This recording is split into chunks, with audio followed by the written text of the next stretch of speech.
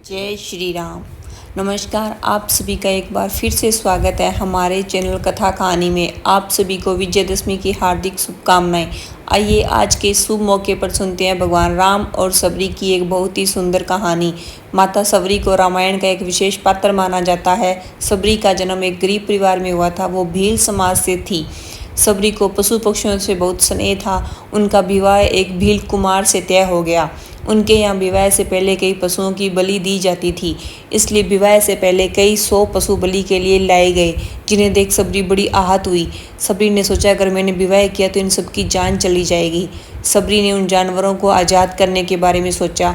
सबरी ने सोचा अगर मैं घर से कहीं चली जाऊँ तो यह बलि रुक जाएगी।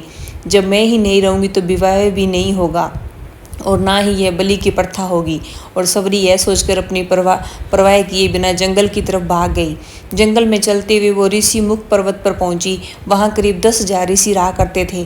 सबरी वहां अपना जीवन बिताने लगी, परंतु भील जाति की होने के कारण कोई उसे अपने आश्रम में जगह नहीं दे रहा था। आखिर में जब मतंग ऋषि ने उसे देखा तो उन्होंने उसे अपना लिया और शिक्षा भी दी। उन्होंने सबरी को अपनी पुत्री की तरह रखा। सबरी ने अपने गुरु की सेवा में कोई कसर नहीं छोड़ी। जब मतंग ऋषि बूढ़े हो चले और वो अपना शरीर छोड़ने ही वाले थे तो उन्होंने सबरी को अपने पास बुलाया और कहा, मेरे जाने का समय हो चला है। यह सुनकर सबरी बहुत रोई। उसे अपने पिता जैसे ऋषि के जाने से बहुत दुख हो रहा था। सबरी ने कहा, मैं किसके सहारे रहूंगी। उन्होंने कहा, तू चिंता मत कर, एक दिन भगवान राम तेरी कुटिया में आएंगे और खुद तुझे इस संसार से मुक्त करेंगे। यह कहकर मतंग ऋषि चल बसे। अब सबरी हर रोज अपनी कुटिया को साफ करती, रास्ते में आने वाले पत्थरों और कांटों को हटाती, ताकि जब श्री राम के आने का समय हो तो उनके पैर में कांटे नहीं चुभे। अपनी कुटिया को फूलों से सजाती और वह हर काम करती जिससे श्री राम के पधारने के बाद उन्हें कोई असुविधा ना हो।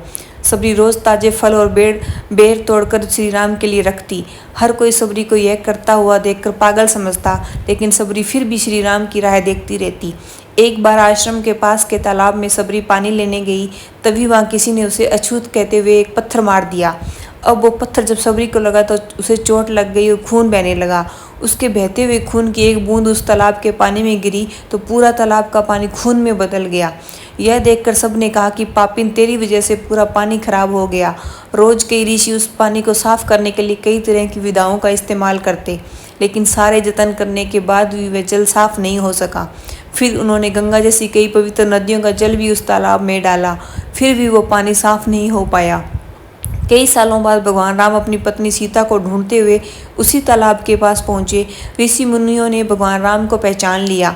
भगवान को वहां देखकर ऋषियों ने तालाब का पानी साफ करने के लिए भगवान राम को अपने पैर उसमें डालने के लिए कहा, लेकिन पानी का रंग जैसे का तैसा ही था।